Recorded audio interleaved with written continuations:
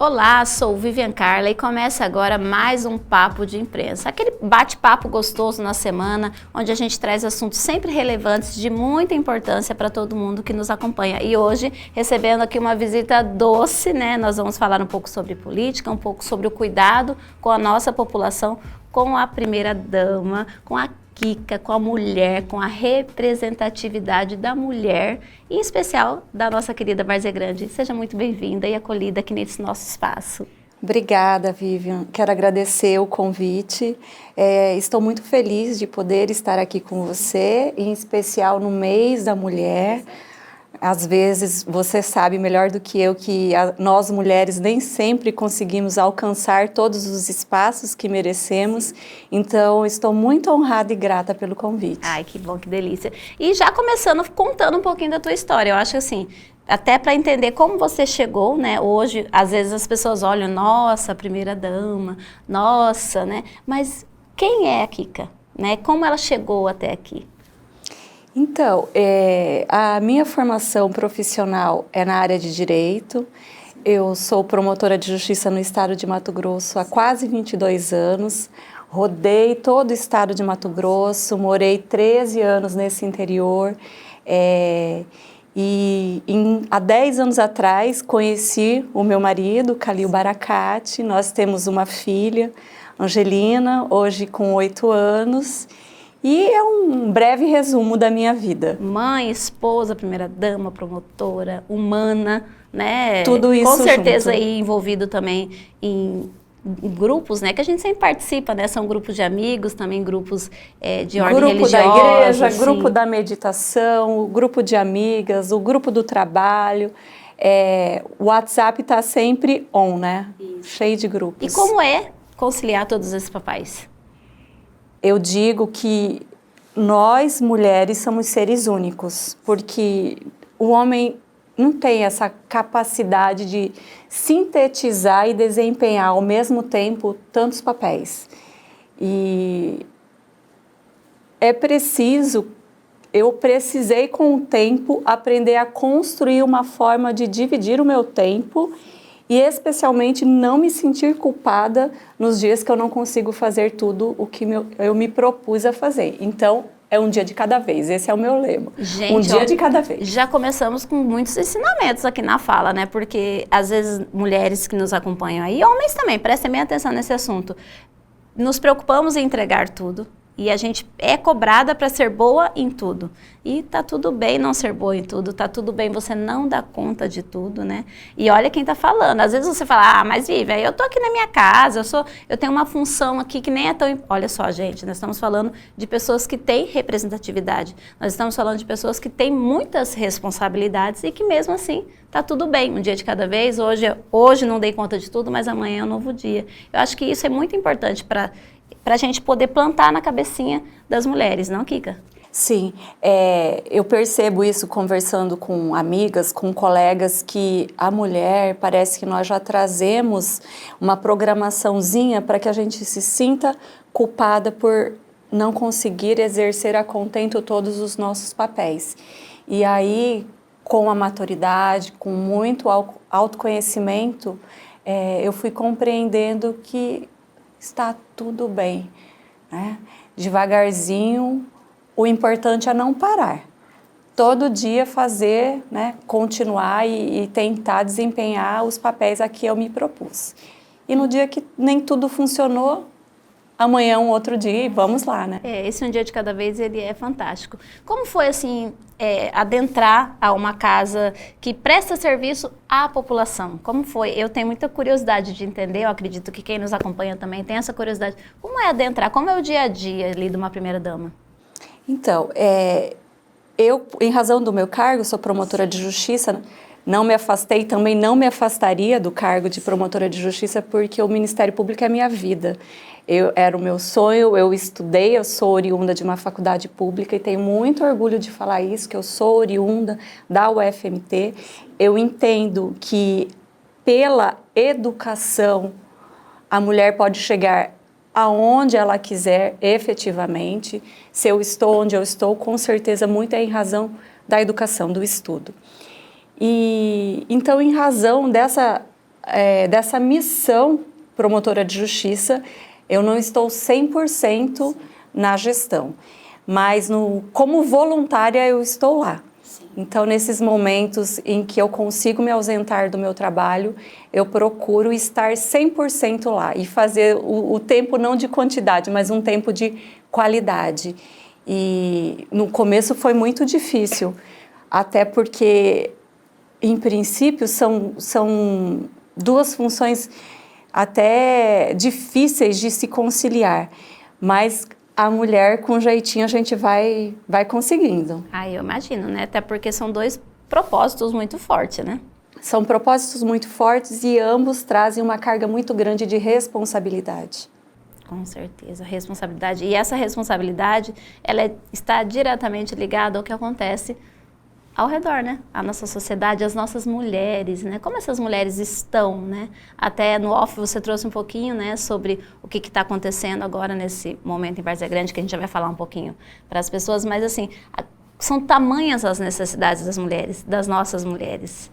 Sim, eu digo que desde que as primeiras mulheres decidiram pela necessidade se unirem e começarem a lutar por direitos, por mais igualdade, lá nos idos de 1900 na Rússia, até hoje, nós já caminhamos muito, nós já avançamos muito, mas é um caminho constante e ainda temos muito a alcançar.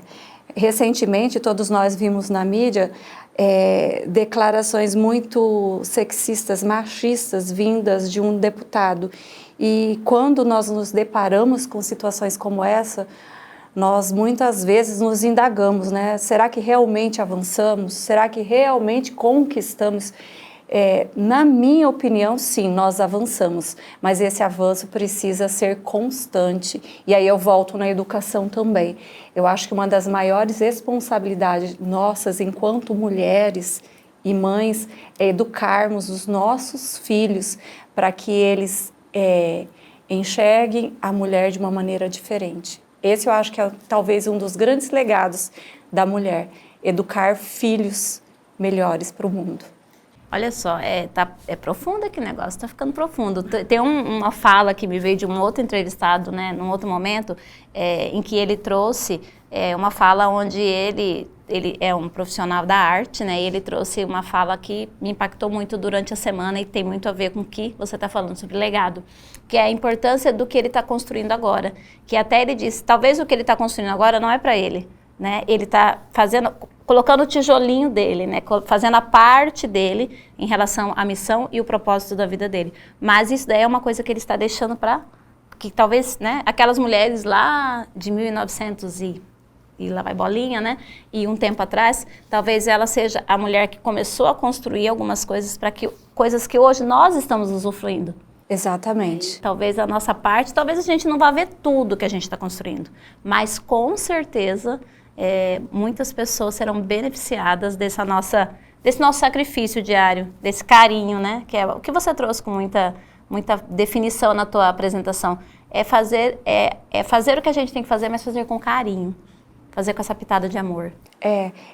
Eu penso muito sobre isso, que essa caminhada constante que a mulher vem desde lá 1900 executando, ela precisa ser feita com firmeza, mas também de uma forma doce, de uma forma afetuosa, de uma forma muito respeitosa, porque essa é uma das características femininas e que distingue a mulher do homem, esse olhar sensível para tudo. Sim, exatamente. Acho que dentro de cada uma dentro da tua área, cada uma dentro da tua profissão, a gente pode sim ser exigente, a gente pode sim ser gestora, ser líder, né? E a gente pode puxar a orelha com amor, né? Tem uma parceira minha que é psicóloga que ela fala que é sacode com amor que a gente dá, né? É realmente chamar a pessoa para a responsabilidade dela, porque é total dela, mas com aquele jeitinho que a gente traz, né? Fazendo a pessoa enxergar por que ela está fazendo aquilo e o que aquilo está trazendo de resultado para ela. E até com os nossos filhos, né, Kika? Hoje, né, muitas vezes os nossos filhos, eles se deparam hoje com a tamanha informação que chega para eles, que não chegava na nossa infância, né? E se a gente não tem esse cuidado também de trazer eles para a responsabilidade do que eles estão absorvendo, como fica o futuro dessa geração? O que você vê como mãe em relação a essa quantidade de informação que os nossos filhos recebem hoje? Esse tema específico é um assunto que me preocupa muito. Eu tenho 2 filhos, um de 13 do meu primeiro casamento e a Angelina, agora do meu casamento atual com o Calil. E eu percebo exatamente isso que você disse. A informação chega e nem sempre a informação correta e a informação adequada para a idade dessas crianças. Então, lá em casa eu sou a chata, porque muitos aplicativos eu não permito. Sim, porque é preciso que a gente entenda com doçura, né? Entenda o que eles estão preparados para entender e de que forma isso vai ser reproduzido. Exatamente, e nós sabemos que a criança, o adolescente, aprende pelo exemplo. Né? A palavra fala, o exemplo arrasta, né? Isso. É isso mesmo. Hoje, né, trazendo um pouquinho da realidade do que acontece, né, nos nossos municípios, na nossa cidade, em especial em Várzea Grande, como anda esse movimento até dessa retomada agora que as crianças estão na aula e as mães voltando a trabalhar, como que está sendo? O que você pode trazer um pouquinho para a gente sobre o que está acontecendo atualmente? Várzea Grande retomou a aula presencial. Os 2 últimos anos, durante a pandemia, nós ficamos de forma híbrida e agora eu vejo assim, a felicidade dos professores, dos diretores em receber novamente esses alunos. E eu penso que é o momento de correr atrás, né? Porque é impossível dizer que durante esse período não houveram algumas perdas. Aconteceram em todos os locais. E é o momento de correr atrás e eu acredito que a educação várzea-grandense vai fazer isso com muita eficiência. No ano passado também o município aderiu a um material muito interessante, que é a História de Inteligência, preparado pelo psicólogo Augusto Cury, e é um material profundo que auxilia não só o aluno, mas também os pais, os professores, a aprofundar essas relações e vai propiciar as famílias lidar melhor com as emoções dos filhos. E eu acho que nesse período pós-pandêmico isso vai ser importante demais, porque muitos de nós adoecemos psicologicamente em razão de tudo novo que aconteceu em nossas vidas, né? É um efeito, né? Da mesma forma como a gente trouxe a importância do que nós estamos construindo hoje para deixar, né, para uma próxima geração esse legado, nós também temos que reconhecer que a pandemia também construiu, né, coisas boas e coisas não tão boas assim, né? A questão é como a gente lidar com isso. E a questão da educação como um todo, que eu acho interessante nessa sua fala, que é justamente isso, porque às vezes a gente se preocupa só em que nota o meu filho está tirando, né, em como ele está, sei lá, se ele está entregando suas tarefas, se ele está fazendo o seu trabalho, mas é muito além. A gente está falando de um ser humano que está lidando ali com conflitos, que está lidando ali com a realidade de informação e de falta de informação, porque muitas vezes você cuida do seu filho, né? Eu fico pensando nas mulheres, você cuida do seu filho, mas e aí quando ele se depara com os amigos, quando ele está numa roda, como lidar com essa quantidade de informações? E falar de inteligência emocional para as crianças, eu sou assim, eu fico maravilhada, eu fico muito feliz de saber da importância, eu não conhecia desse projeto. Eu acho que tem tudo a somar e eu acho que isso deve trazer uma força muito grande para os pais também, né? Sim, o Calil, ele vem de uma família de educadores, ele é neto da professora Sarita Baracate, que o lema dela era construir uma escola em cada local por onde ela passasse. E eu acredito que uma das marcas que já está surgindo da gestão dele é esse olhar humanizado, é não olhar para as pessoas como números, mas como seres humanos. Essa é a diferença da gestão Calil Baracate. Eu acho que esse cuidado com o humano, esse cuidado com a pessoa, né? Como nós trouxemos, né? Talvez nos bastidores eu não me lembro mais, mas para que chegue na ponta, né? Que chegue na ponta, que é quem precisa. É quem precisa de um remédio, é quem precisa de um profissional da saúde, é quem precisa de uma atenção na educação. É a mulher empreendedora que precisa ali, né? Se renovar e ter forças e ter uma rede de apoio para continuar. Ser capacitada, né? Esse é também um desafio muito grande, capacitação. E agora lá em Várzea Grande, o município firmou convênio com várias entidades do terceiro setor, Senar, com a IFMT, e inclusive esse mês, estão acontecendo vários cursos dos mais diversos e em todos os períodos do dia. Tem curso pela manhã, tem curso à tarde, tem curso à noite, exatamente para isso, para que o cidadão que mora em Várzea Grande se qualifique para o mercado de trabalho, que era algo que os empresários, que o comércio sempre fazia uma notinha que precisava qualificar melhor aquela mão de obra. E aí, com esses convênios, com essas parcerias, eu acredito que o município tem avançado muito. E nesse ponto específico também da qualificação, e aí que a experiência como promotora de justiça me trouxe bastante sensibilidade para o tema, o que eu percebia quando eu trabalhei numa vara de violência doméstica, por exemplo. Muitas vezes a mulher vítima de violência doméstica, ela não conseguia romper em definitivo aquele ciclo em razão de depender economicamente do agressor. E isso me entristecia demais, porque enquanto promotora de justiça, enquanto com papel atuante no mundo jurídico, eu ficava restrita ali ao processo. Então, eu podia auxiliar aquela mulher apenas durante o processo. E agora, como um presente de Deus, eu tenho essa oportunidade de tentar fazer um pouco além, que é enxergar que essa mulher, ela precisa também de qualificação, ela precisa de um emprego para que ela possa ter o direito de escolha, que é escolher por ela, se ela quer sair daquela relação ou se ela vai ficar presa naquela relação apenas por depender financeiramente, economicamente do agressor. Você trouxe um ponto muito importante, é uma longa caminhada. Os abusos, eles começam de uma forma muito encapada, né? As pessoas não percebem. Então, desde quando a mulher ela começa a sofrer os abusos, até quando ela toma a decisão de tipo, eu não quero mais isso para mim, já é longo. E aí, quando ela toma essa decisão, ela precisa de uma rede de apoio, né? Porque ir até a justiça fazer uma denúncia é o primeiro ponto, mas dali para frente, né? A garantia da segurança, a garantia da sobrevivência, da proteção dos filhos, né? E a dependência emocional também, né? Que às vezes ela acha que gosta, ela acha que aquele é o mundo dela. Então, é um caminho longo a percorrer, é necessário uma rede de apoio não só das pessoas próximas, que geralmente são as primeiras que só criticam e não ajudam, e muitas vezes a mulher, ela precisa depender de um serviço terceirizado mesmo, ela precisa depender de pessoas que não são ligadas a ela emocionalmente para que ela continue.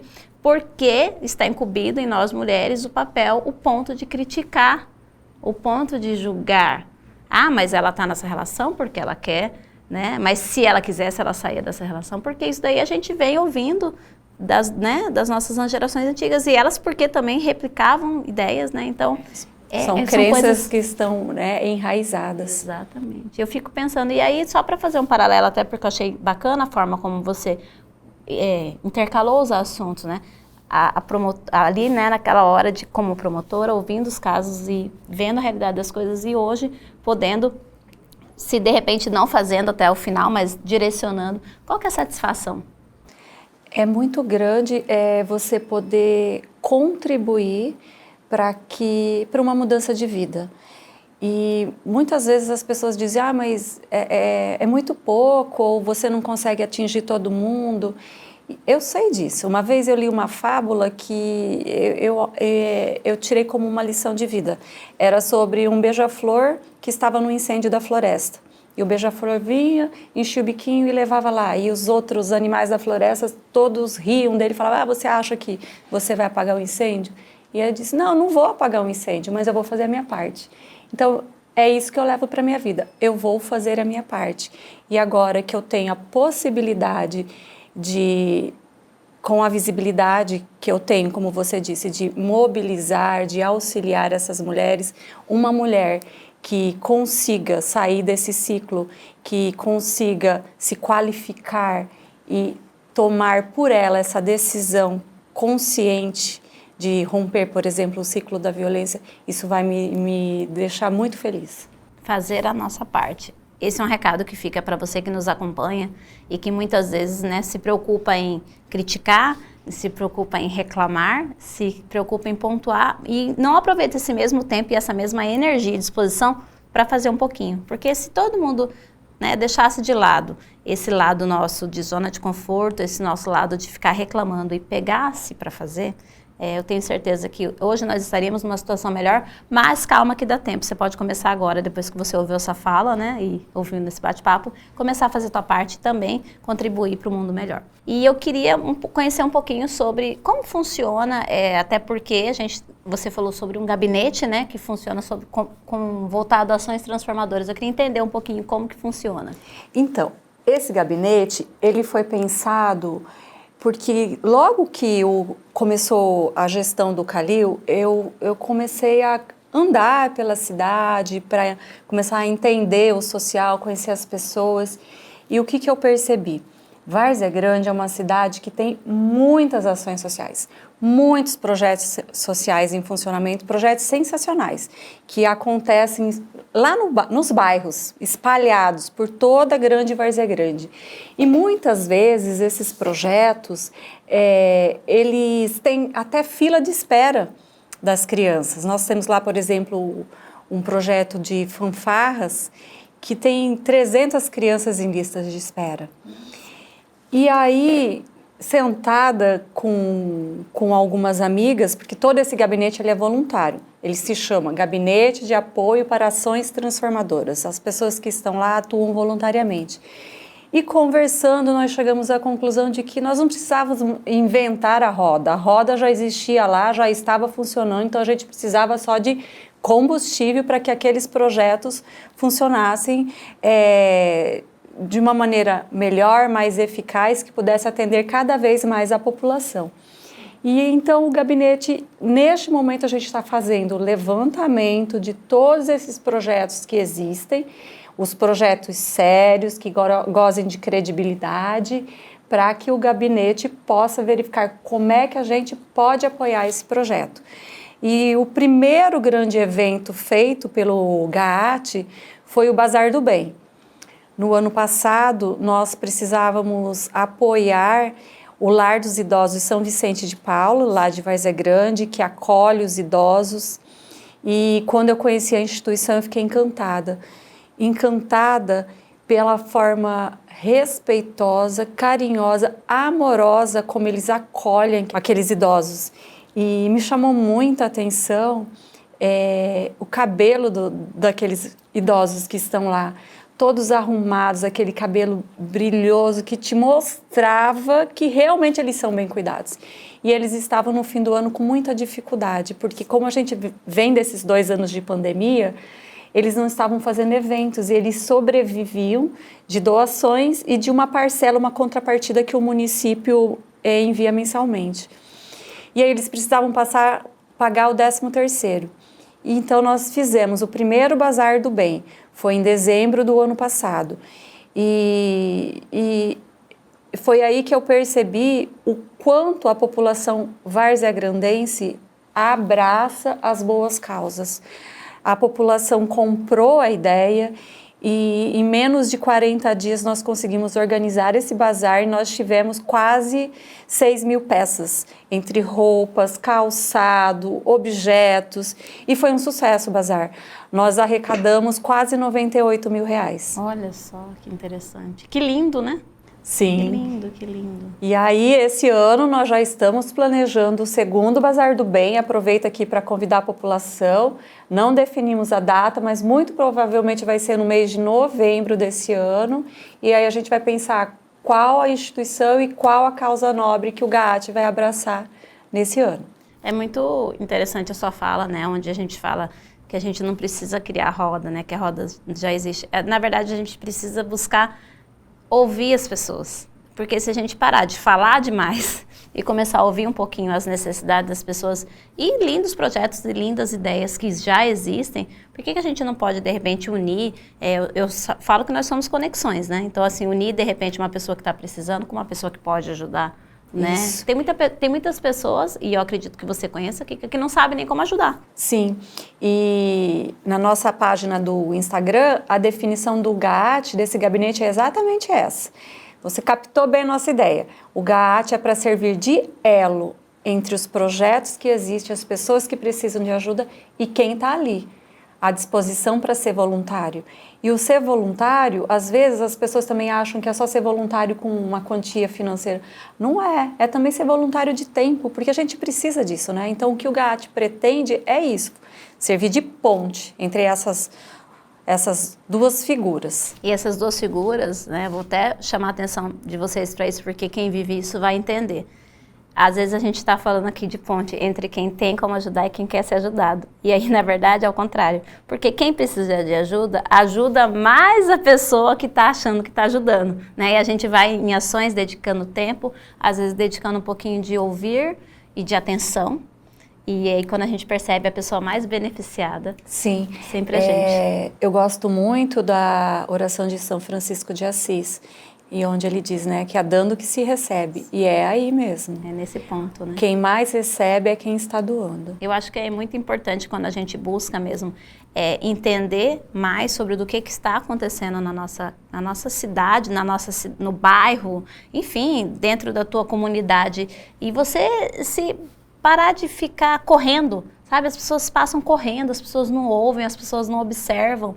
E aí ali aparece um monte de oportunidade para você. Oportunidade para você ouvir, oportunidade para você entregar, oportunidade para você, olha, tem um projeto bacana lá, vou tentar entender, será que eu posso ser voluntária? Né? Ou será que eu posso ajudar naquele, sei lá, naquele asilo? Ou será que eu posso ajudar lá no meu bairro, no bairro vizinho, que é próximo do meu? Ou na escola onde meu filho estuda? Eu acho que a gente tem que começar a abrir um pouquinho, né? Ah, não é obrigação minha, isso é obrigação da prefeitura, isso é do governo, não importa, né? Eu sempre gosto de falar assim, que quando tem uma coisa, caiu no chão, ah, quem tem que fazer isso?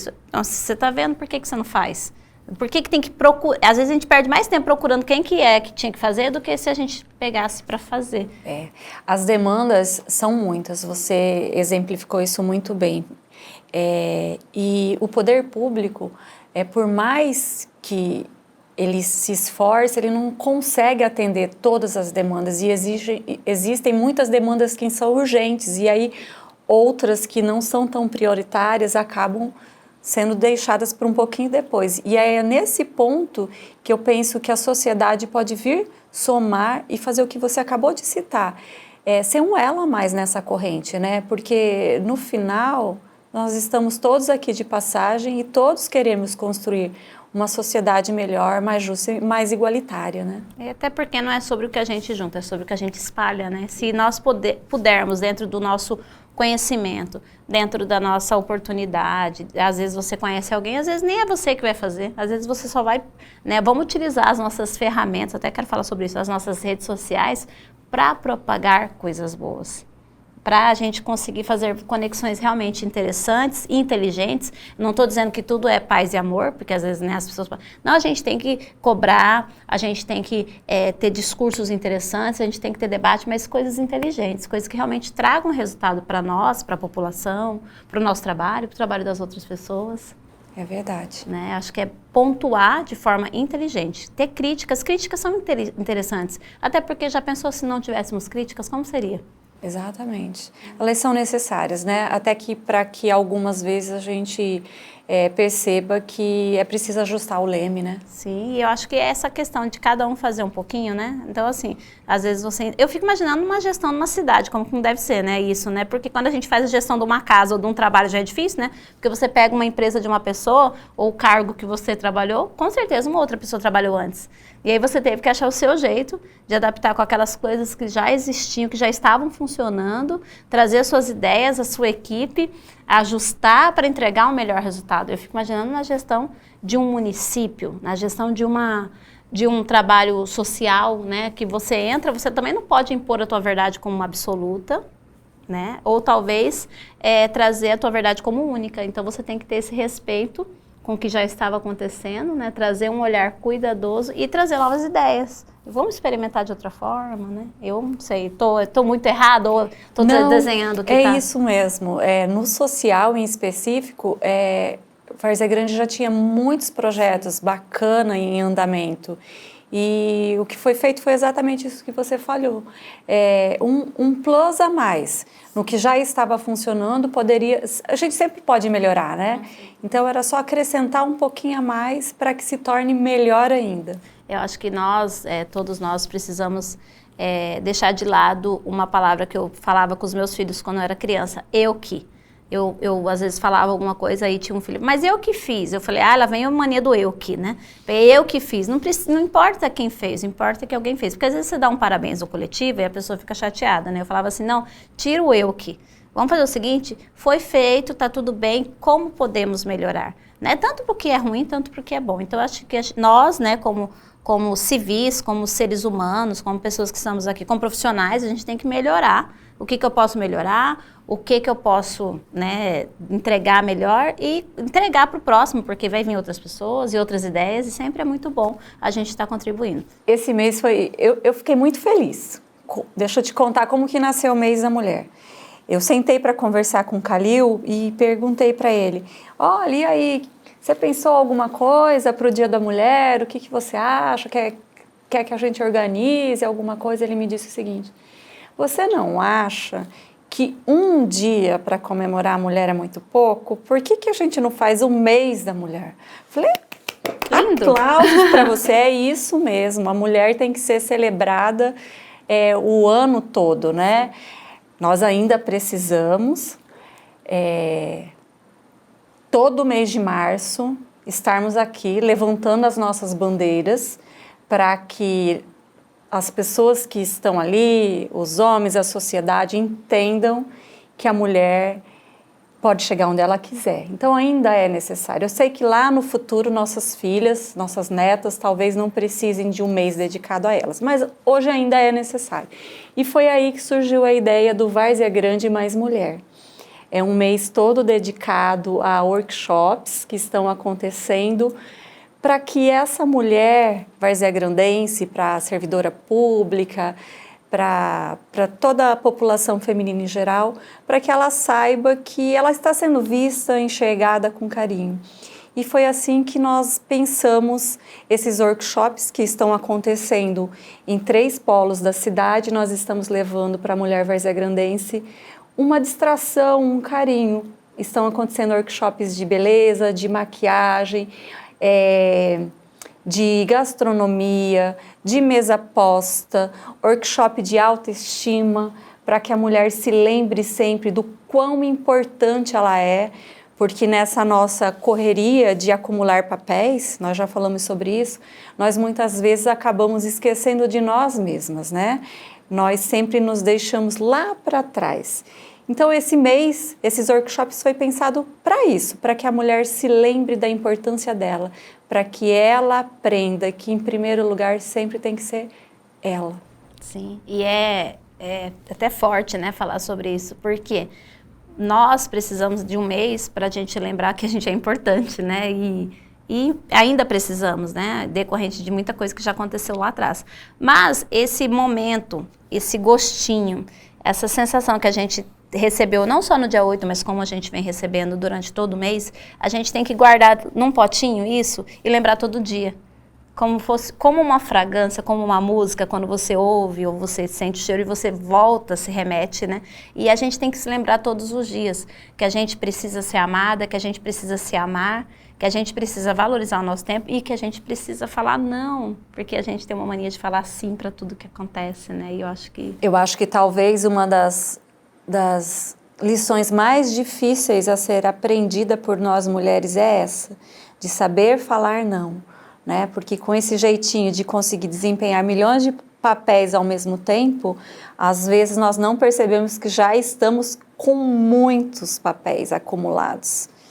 Eu tenho essa dificuldade de falar não, mas é um aprender diário. Com certeza, até porque até uma atividade que eu sempre convido as mulheres a fazer, é sempre você sentar e colocar no papel tudo aquilo que você faz. Porque muitas vezes você não sabe, né? Teve uma situação com uma colega, que eu quero até que você comente sobre essa situação, que eu sentei com ela e falei, coloca tudo no papel, tudo o que você faz na empresa. Ela, mas eu nem sei. Ah, isso. Eu falei, não, coloca no papel. E aí ela começou, eu falei, mas não tenha pressa. Vai fazendo durante a semana. Ah, lembrei, eu faço isso também. Deu tanta coisa. E aí ela leu e falou assim, nossa, eu faço tudo isso, né? E ela ficou chocada. Aí ela falou assim, na hora que eu for pedir aumento, eu vou levar lá esse papel. Eu falei, exatamente, é isso mesmo, né? Uma outra colega veio aqui também e me ensinou uma situação que ela recebeu uma proposta de trabalho, uma proposta desafiadora, e aí ela levou a proposta financeira dela, e aí a pessoa que ia contar falou, olha, não tenho condições de pagar, porque você vai ganhar mais que tal figura da minha empresa. Ela falou, olha, não tenho culpa que essa tal figura da tua empresa é mal remunerada. E eu achei fantástico aquilo, uma lição que eu trouxe para minha vida. E é isso, né? Eu acho que a gente precisa realmente entender, elencar os nossos papéis. Eu acho que é uma... Entender o nosso valor, né? Exatamente. Entender o nosso valor. E não existe ninguém neste universo que vai entregar isso pra gente, a não ser a gente mesmo, né? E aí a importância do autoconhecimento, né? De começar a olhar para si e buscar ferramentas. E nesse ponto eu acho que as redes sociais têm também, como tudo na vida tem um lado ruim, mas também pode agregar muita coisa boa, né? Hoje você tem tanto conteúdo gratuito que pode te ajudar a se construir, a se empoderar, né? E seria muito bom que as mulheres compreendessem isso. Eu sinto ainda uma dificuldade entre as mulheres, porque eu percebo que, infelizmente, ainda é um meio muito competitivo. As críticas que nós recebemos, se formos observar, as mais duras são vindas de outras mulheres. Isso é algo que me entristece e que me mostra que nós precisamos aprender a nos olhar com mais empatia, verdadeiramente, e não só para fazer propaganda, né? Teve uma época que a palavra sororidade estava muito em voga, eu acho que você se lembra disso. Todo mundo falava de sororidade, sororidade, sororidade. Mas na prática, a mulher que realmente entendia o que é a sororidade, não são muitas. É uma palavra, até uma palavra assim, não é uma palavra muito comum, ela tem um significado muito profundo, mas a prática dela é muito difícil. Isso. Né? A prática, porque quando a gente fala de praticar a sororidade, a gente tem que abrir mão de julgamento, a gente tem que ser acolhedora e a gente tem que entender que muitas vezes aquela mulher que ofende, aquela mulher que está fazendo, às vezes, dando um show, um espetáculo, às vezes até às vezes a gente olha como uma coisa assim, de repente vulgar ou não, está acontecendo alguma coisa errada com aquela mulher. Né? A gente tem que olhar não como um olhar de crítica, de apontar o dedo, mas falar o que será que está acontecendo? O que levou essa pessoa a fazer isso ou a abrir mão de determinadas coisas que para nós é importante, mas talvez no momento que aquela pessoa está vivendo, isso não é importante. Né? Ela está vivendo uma outra realidade. É aquela coisa, né? Ninguém caminha o sapato do outro, né? Ninguém caminhou pela tua história, então ninguém tem o poder de julgar e de criticar. Eu acho que é bem isso mesmo. Eu acho que é incrível, né, a gente poder ter pessoas, né, com seu olhar, com a sua luz, né, e com o carinho que você traz tudo isso e a forma como você, eu acredito que tem uma rede de apoio, né, queria que você falasse um pouquinho sobre isso. Ninguém faz nada sozinho. Sim. E o gabinete foi pensado exatamente por isso, porque não é um projeto meu, não sou eu, é uma rede de apoio. São várias cabeças pensantes, várias pessoas, mulheres, homens, juntos, para que possam construir algo que esteja ali para depois, né? Porque as pessoas são passageiras, o que se constrói fica. Então a ideia é essa, construir algo que possa abrigar quem quiser vir para somar. É isso aí. E quando nós pensamos no sentido de grupo, de rede, quando a gente fala sobre isso, muito se fala sobre isso, na verdade. A gente tem que começar a entender que nós não precisamos ser os protagonistas, né? Que muitas vezes em alguns papéis nós somos o coadjuvante, às vezes a gente é só um figurante, né, em determinados papéis e tá tudo bem, tá tudo certo, né? A gente não precisa ser geralmente a figurinha da frente, muitas vezes a gente está ali para dar um suporte, para trazer uma palavra, um esclarecimento, né? Ou de repente só fazer a ponte, né? E talvez aquele projeto não é aquele projeto da sua vida, mas é um projeto que você pode realmente agregar e colocar um pouquinho, né? Pontuar um pouquinho. Nós já estamos chegando no instante final do nosso programa, que é uma notícia muito triste, que eu já pedi para a produção deixar esse programa de 3 horas, mas ninguém quer me ouvir aqui, né? Mas está tudo bem, uma hora eu dou conta de ter um programa bem comprido, mas brincadeiras à parte, é só mesmo para agradecer a tua presença, né? Nós aqui do Papo de Imprensa, do grupo AgroPlus TV, nós temos o privilégio, né, de através da comunicação contar histórias incríveis, contar projetos incríveis, trazer conhecimento para a população que muitas vezes desconhece do que acontece e aproveita para se basear em verdades, fake news e falta realmente de informação. Então, a gente usa deste poder de comunicação para poder trazer histórias fortes, projetos incríveis, né? Então, a minha palavra em nome do grupo é a de gratidão, né? Pela tua presença, pelo tempinho que você teve de vir aqui, junto à tua equipe que te acompanha sempre, e desejar o melhor para você na sua caminhada e que você volte sempre, porque aqui é um lugar teu, lugar, um espaço que você pode estar sempre trazendo pautas importantes, né? E, enfim, é isso. A palavra é de gratidão. Eu é que agradeço. Obrigado pelo tempo, pelo espaço, pela conversa. Muito obrigada. Isso aí, gente. Olha, espero que vocês tenham gostado, né? E caso você não tenha oportunidade de nos acompanhar no ao vivo, lembra que sempre lá na nossa plataforma de streaming fica salvo todos os programas aí do Papo de Imprensa e também dos outros colegas, no agroplus.tv. E a plataforma está incrível. Se eu fosse você, eu já acabava o programa aqui e já ia lá acessar para conhecer. E para mais informações, acesse aí o nosso site, o www.papodeimprensa.com.br. Até a próxima!